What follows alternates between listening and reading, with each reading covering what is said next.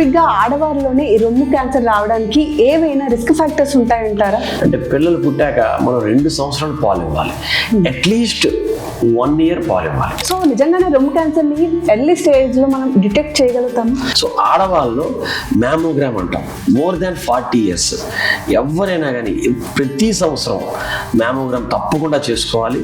So రొమ్ము క్యాన్సర్కి స్పెషల్గా మనకి సింటమ్స్ ఏమైనా కనిపిస్తాయా? మీరు ఒక క్యాన్సర్ స్పెషలిస్ట్గా మీ దగ్గరికి ఎవరైనా సరే రొమ్ము క్యాన్సర్తో వస్తే సో మీరు ఎలాంటి టెస్టులని అసలు ప్రిఫర్ చేస్తారు? అంటే మనం చేసేది మొత్తం 3 టెస్టులు, మనం 99 నుంచి 100% వరకు ఇది రొమ్ము క్యాన్సర్ అని డిటెక్ట్ చేయాలి. ఎస్, అసలు బ్రెస్ట్ క్యాన్సర్ వచ్చిన తర్వాత ట్రీట్మెంట్స్ ఏమి ఉంటాయి? సో ఈ రొమ్ము క్యాన్సర్ నుంచి అక్కడికి స్ప్రెడ్ అవుతుంది. ఇవేం రాకుండా ప్రివెంట్ చేయగలిగిన మెథడ్స్ ఏమైనా ఉన్నాయంటారా? ఇవేమైనా రిస్క్ ఫ్యాక్టర్స్ ఉంటే ఇది ఒకటి. ప్రివెంటివ్ కాదు, ప్రొటెక్టివ్ ఫ్యాక్టర్స్ ఉంటాయి. నమస్తే, వెల్కమ్ టు QTV మీడియా. నేను మీ సౌమ్య.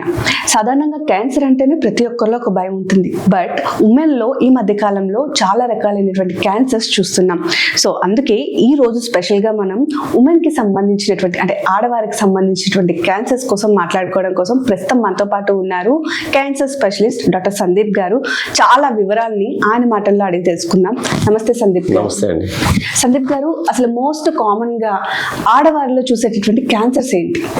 సో ఆడవాళ్ళలో మోస్ట్ కామన్గా 2 క్యాన్సర్లు, according to the GLOBOCAN data 2 cancers ఉంటాయి. ఒకటి ఏంటంటే రొమ్ము క్యాన్సర్, బ్రెస్ట్ క్యాన్సర్, అండ్ రెండో క్యాన్సర్ ఏంటంటే ముఖద్వారం క్యాన్సర్, అదేంటంటే సర్వైకల్ క్యాన్సర్. ఈ 2 క్యాన్సర్స్ దగ్గర 48% ఆఫ్ ద క్యాన్సర్స్, ఆడవాళ్ళు వచ్చే క్యాన్సర్స్లో 48% ఆఫ్ ద ఆడవాళ్ళు వచ్చే క్యాన్సర్స్లో ఇది కాన్స్టిట్యూట్ చేస్తుంది.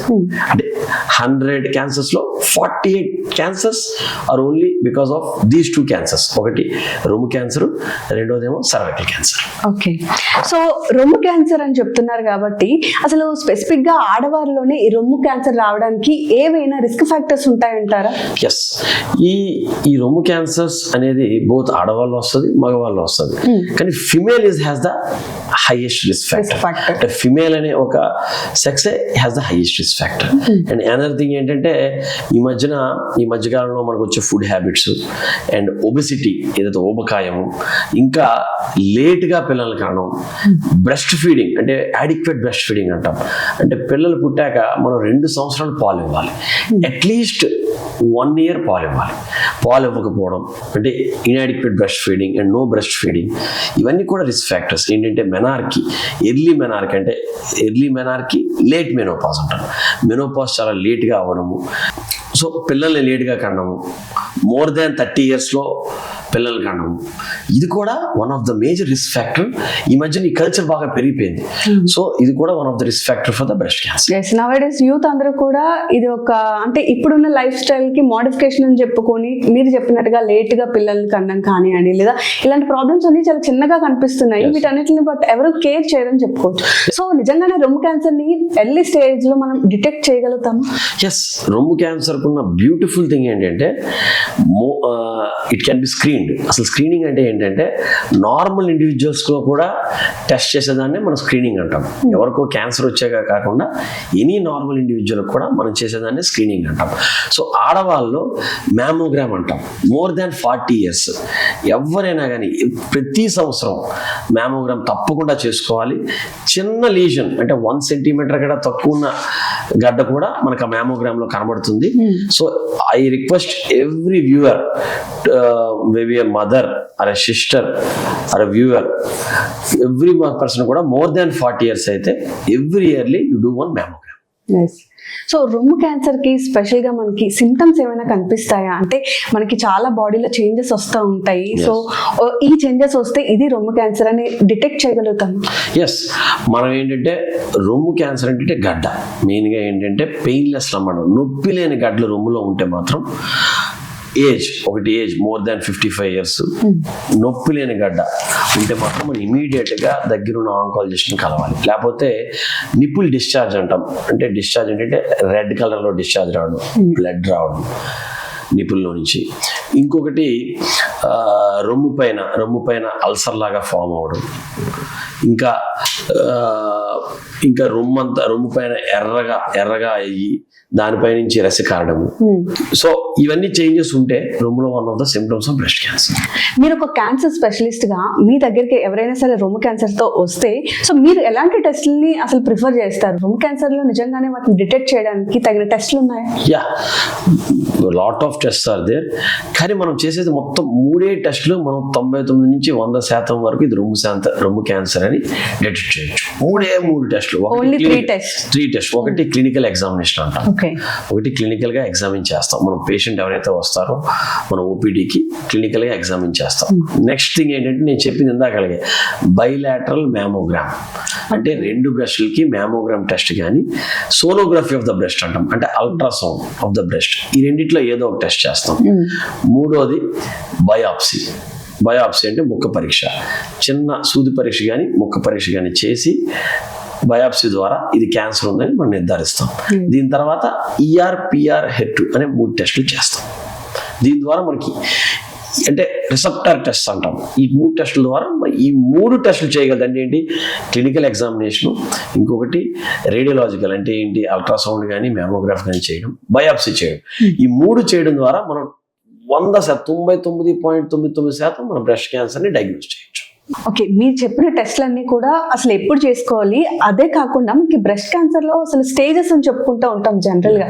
సో అసలు ఏ స్టేజెస్ ఉంటాయి? ఎప్పుడు డాక్టర్ని కన్సల్ట్ చేయాలంటే? రొమ్ము క్యాన్సర్ ఏంటంటే దీనికి ఉన్న పెక్యులారిటీ ఏంటంటే ఏ క్యాన్సర్కైనా లింఫ్ నోడ్స్ ఇన్వాల్వ్ అవుతాయి. అంటే రొమ్ము క్యాన్సర్ నుంచి మనకి యాక్సిలర్ లింఫ్ నోడ్స్ డ్రైన్ అవుతాయి, అంటే యాక్సిలర్లో చమకలో గడ్డలు వస్తాయి. సో ఈ రొమ్ము క్యాన్సర్ నుంచి అక్కడికి స్ప్రెడ్ అవుద్ది, అదొక స్టేజ్. అక్కడి నుంచి మన బాడీ మొత్తానికి స్ప్రెడ్ అవుద్ది, అదొక స్టేజ్. టోటల్ గా మనకి ఏ క్యాన్సర్ కైనా 4 స్టేజెస్ ఉంటాయి. రొమ్ము క్యాన్సర్ లో కూడా అంతే. 1వ స్టేజ్, 2వ స్టేజ్, 3వ స్టేజ్, 4వ స్టేజ్. మనం 3వ స్టేజ్ ఏమంటామంటే లోకల్లీ అడ్వాన్స్డ్ క్యాన్సర్ అంటాం.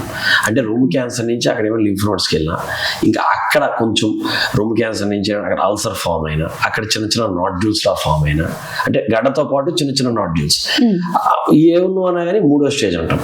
4వ స్టేజ్ ఏంటంటే ఈ రొమ్ము క్యాన్సర్ ఎక్కడికైనా ఊపిరితిత్తులోకి వెళ్ళిపోయినా, వెనకున్న బోన్స్కి వెళ్ళిపోయినా ఆ ఛాన్సెస్ కూడా ఉంటాయి. రొమ్ము క్యాన్సర్లో ఆ ఛాన్సెస్ కూడా ఉంటాయి. అక్కడ మోస్ట్ కామన్గా 4th స్టేజ్లో ఇవన్నీ చూస్తాం. ఏంటంటే ఒకటి లంగ్స్ ఊపిరితిత్తుల్లోకి వెళ్ళిపోవడం, ఇంకొకటి బ్రెయిన్లోకి వెళ్ళిపోవడం, లివర్ అంటాం, లివర్లోకి వెళ్ళడం, బోన్స్కి వెళ్ళడం, ఎక్కడికి పాకినా కానీ దీన్ని 4వ స్టేజ్ క్యాన్సర్ అంటాం. ఓకే, సో ఫైనల్ స్టేజ్ లో ఇంత రిస్క్ ఉంటుంది. ఓకే, సో బేసిక్ గా ఈ మనకి రొమ్ము క్యాన్సర్ కి సంబంధించి అసలు ఎలాంటి ట్రీట్మెంట్స్ అవైలబుల్ గా ఉన్నాయి? నిజంగానే మీరు చెప్పినట్టుగా ఎర్లీ స్టేజ్ లో డిటెక్ట్ చేసినా, లేకపోతే మీరు చెప్పిన 4 స్టేజెస్ లో ఏ స్టేజ్ లో పేషెంట్ డాక్టర్ని కన్సల్ట్ చేస్తే రిస్క్ ఫ్యాక్టర్స్ తక్కువ ఉంటాయంటారు? ఇప్పుడు ఒకటి డిటెక్ట్ చేయడం 2 పద్ధతులు. ఒకటి స్క్రీనింగ్ ద్వారా డిటెక్ట్ అయిన క్యాన్సర్, ఇంకోటి పేషెంట్ ఒకటి వచ్చి సిమ్టమ్స్ ద్వారా డిటెక్ట్ అయిన క్యాన్సర్. ఎర్లీ స్టేజెస్ అంటే pre invasive stage, IS stage and 1 stage అది 2nd స్టేజ్. ఫస్ట్ స్టేజ్ లో కానీ మనం డిటెక్ట్ చేయగలిగితే 99% రొమ్ము క్యాన్సర్ను మనం కంప్లీట్గా క్యూర్ చేయొచ్చు. This is one of the biggest advantage. అంటే స్టేజ్ పెరిగే కొద్దీ, అంటే 2వ స్టేజ్ అయ్యేసరికి అదే 99% 80% పడిపోద్ది. 3వ స్టేజ్కి వెళ్ళేసరికి అదే 80% 60% పడిపోద్ది. అదే 4వ స్టేజ్కి వెళ్ళేసరికి ఓన్లీ 5 to 20% పడిపోద్ది. సో అంత డిఫరెన్స్ ఉంటుంది stage of the cancer and treatment. అంటే ట్రీట్మెంట్ ఏంటంటే మోస్ట్గా మనం చేసేది ఏంటంటే రొమ్ము క్యాన్సర్లో సర్జరీ ఏంటంటే ఒకటి రొమ్ము మొత్తం తీసేయడం, రొమ్ము సేవ్ చేస్తూ ఆ గడ్డను ఒక్కటే తీయడం. ఇదేంటంటే depending upon the stage, depending upon the presentation, depending upon the treatment, ఇవన్నీ డిపెండ్ అవుతాయి. మోస్ట్గా సాలిడ్ ట్యూమర్స్కి ఏంటంటే ఈ రొమ్ము క్యాన్సర్స్కి ఏంటంటే మెయిన్గా మనం ఆ క్యాన్సర్ గడ్డని మనం రిమూవ్ చేయగలగాలి. దానికి డిఫరెంట్ టైప్స్ ఆఫ్ సినారియోస్ ఉన్నాయి, డిఫరెంట్ టైప్స్ ఆఫ్ మొడాలిటీస్ ఉన్నాయి. దీని తర్వాత స్టేజ్ బట్టి ఇంజెక్షన్ కీమోథెరపీ ఆ టార్గెట్ థెరపీ అంటాం. అంటే కీమోథెరపీ అవ్వచ్చు, టార్గెట్ థెరపీ అవ్వచ్చు, స్టేజ్ బట్టి ఇస్తాం. ఇంకోటి రేడియేషన్ అంటాం, రేడియేషన్ కూడా స్టేజ్ బట్టి ఇస్తాం. ఇది ఏదైనా కూడా ఏ స్టేజ్లో ఉంది ఆ డాక్టర్ గారు చూసి ఈ పేషెంట్కి ఆంకాలజిస్ట్ చూసి రేడియేషన్ అవసరమా లేదా, కీమో అవసరమా లేదా, ఏంటి అనేది డిసైడ్ చేసి పేషెంట్ టు పేషెంట్ వైజ్ అది డిసైడ్ అవుతాం. సో మీరు చెప్పినట్టుగా ఉమెన్ ఏంటి అంటే బేసికలీ వాళ్ళ హెల్త్ కంటే ఇంట్లో వాళ్ళు లేకపోతే వాళ్ళ పనుల్లోనే ఎక్కువ బిజీగా ఉంటారు. సో నిజంగానే మీరు చెప్పినటువంటి సింటమ్స్ వచ్చినా కూడా వాళ్ళు పట్టించుకోరు పెద్దగా. Yeah. సో అసలు నిజంగానే ఇవేం రాకుండా ప్రివెంట్ చేయగలిగిన మెథడ్స్ ఏమైనా ఉన్నాయంటారు?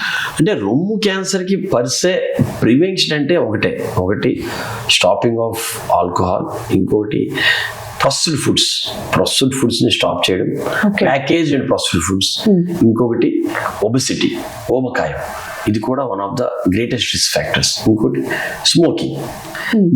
ఇవేమైనా రిస్క్ ఫ్యాక్టర్స్ ఉంటే ఇదొకటి.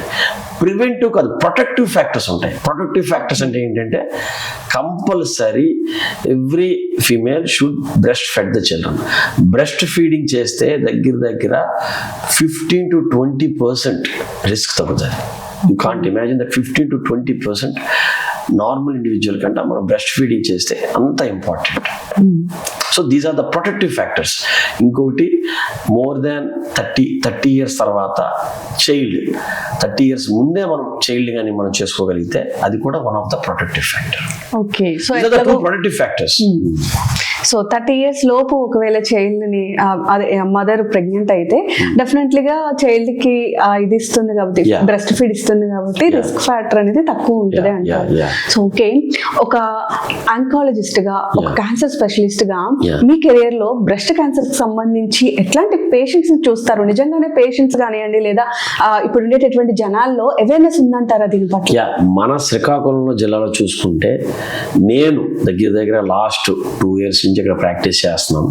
ముంబైలో అయిపోయిన తర్వాత మనము ఏంటంటే శ్రీకాకుళంలో 95% మనం చూస్తుంది లోకల్ అడ్వాన్స్ ట్యూమర్స్. అంటే ఎక్కువగా స్టేజ్ 3, స్టేజ్ 2, స్టేజ్ 4. స్టేజ్ 1లో నేను దగ్గర 2 సంవత్సరాల్లో దగ్గర ఒక 2000 నుంచి 3000 మందిని ఓపీ చూసుకుంటాను, ఒక 1000 సర్జరీల దాకా చేసుకుంటాను. కానీ మన స్టేజ్ 1 క్యాన్సర్లో నాకు కనబడింది ఓన్లీ 5 కేసులు మాత్రమే. అంటే అంత రేర్గా ఉంది. అంటే అవేర్నెస్ లేదు మన జిల్లాలో. ఇంకా అవేర్నెస్ మనం పెంచుకోవాలి. అందుకే నేను ఒక ప్రేక్షకులకు కూడా చెప్తున్నాను, every year more than 40 years females mammograph చేయించుకోండి. మ్యామోగ్రాఫ్ కంపల్సరీ చేయించుకోవాల్సిందిగా ప్రేక్షకులకి, వ్యూవర్స్కి కోరుకుంటున్నాను.